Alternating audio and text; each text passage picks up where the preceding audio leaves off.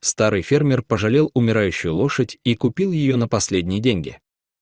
Он даже не догадывался, кем она была на самом деле.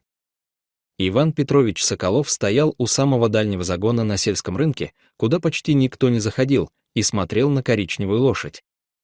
Она опустила голову так низко, будто уже сдалась. Шерсть у нее была спутанная, в серых пятнах грязи, ребра сильно выпирали, а в глазах была не боль, а какая-то тихая, смирившаяся пустота. Рядом торговали курами, поросятами, козами, люди смеялись и спорили, но возле этого загона стояла странная тишина, словно само место было отмечено чем-то тяжелым.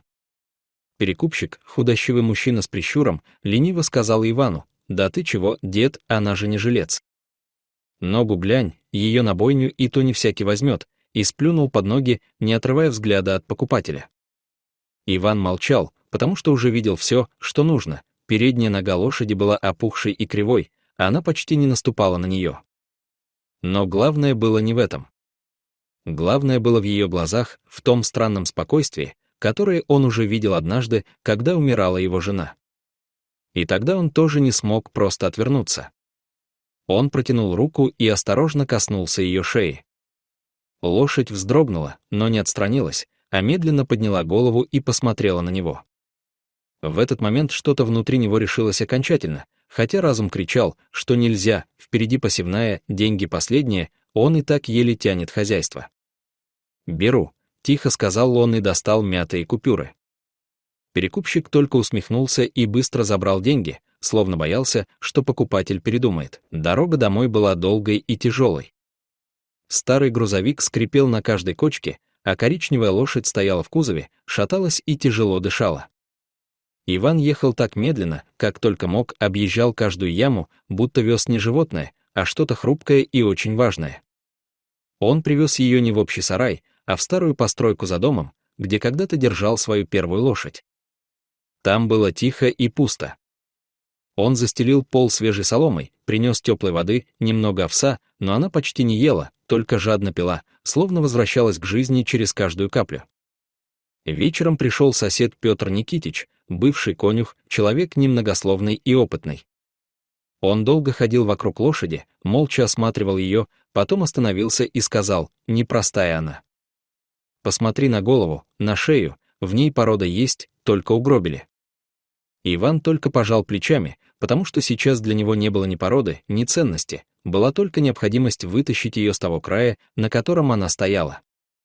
Ночью он почти не спал, несколько раз выходил в сарай, проверял, дышит ли она, стоит ли, не упала ли. И каждый раз, возвращаясь в дом, чувствовал странное облегчение, будто спасал не только ее, но и самого себя. На следующий день он начал лечить ее, не по книгам и не по советам ветеринаров, а так, как учил его дед. С утра пошел к лесу, собрал травы, сварил отвар, делал теплые компрессы, аккуратно обматывал больную ногу, разговаривал с ней тихо и спокойно, рассказывал про поле, про весну, про то, как скоро все зазеленеет. И назвал ее Звездочка, по белому пятну на лбу, похожему на маленькую звезду. Он верил, ее жизнь еще не закончилась. Прошли дни, потом неделя. Она все еще была слабой, почти не ела, но постепенно что-то менялось. Сначала она начала понемногу есть, потом стала чаще поднимать голову. Ее взгляд перестал быть пустым, в нем появился едва заметный интерес, будто она вспоминала, что такое жить.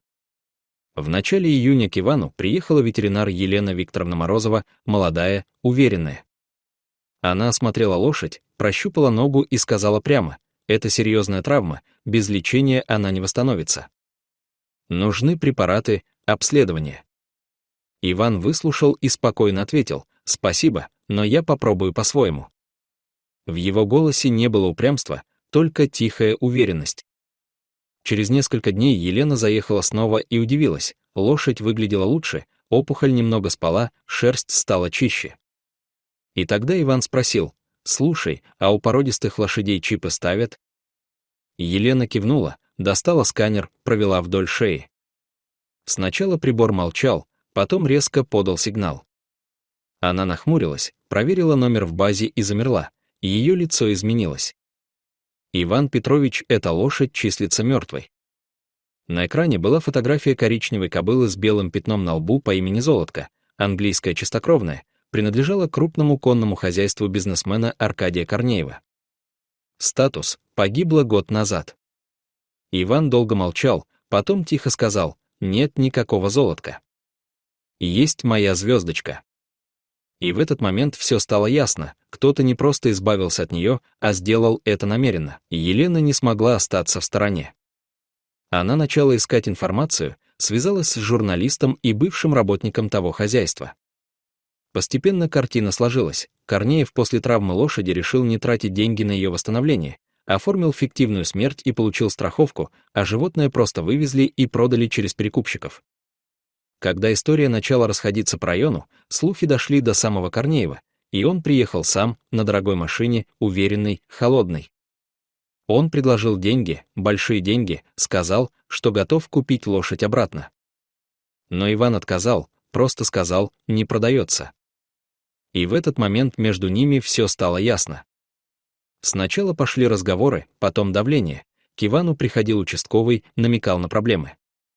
По деревне поползли слухи, что он якобы украл лошадь, что он мошенник. Потом начались прямые угрозы, приезжали люди, требовали отдать животное.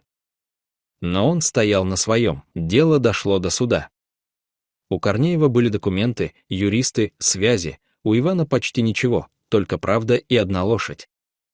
Свидетелей начали запугивать, один отказался, другому устроили поджог.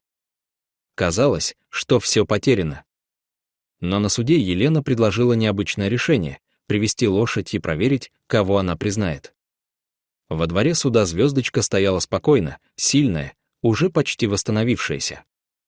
Когда Корнеев подошел к ней с сахаром и уверенным голосом позвал ее, она замерла, посмотрела на него, в ее взгляде было узнавание, но недоброе. Она отступила, прижала уши и резко заржала, заставив его остановиться. Когда Иван подошел, он не звал ее громко, просто протянул руку и тихо сказал: «Иди ко мне». И она сразу пошла, подошла, уткнулась в его плечо. Это было настолько очевидно, что в этот момент все стало ясно без слов. Суд отказал Корнееву, признал Ивана законным владельцем и направил дело на проверку. После этого жизнь постепенно изменилась. Люди стали помогать, хозяйство ожило. Но главное было не в этом. Главное, что он больше не был один. Звездочка осталась с ним, не как породистая лошадь, не как ценность, а как часть его жизни. И однажды вечером, сидя на крыльце и глядя, как она спокойно пасется на лугу, Иван понял, тот день на рынке, когда он отдал последние деньги за умирающее животное, был самым правильным в его жизни. Потому что он спас ее, а она, сама того не зная, спасла его. Дорогие зрители, что вы думаете об этой истории? Расскажите, пожалуйста, в комментариях. А если вам понравилось это видео, то ставьте лайк и подписывайтесь на наш канал. Благодарим вас за просмотр. Желаем хорошего настроения и добра. До новых встреч!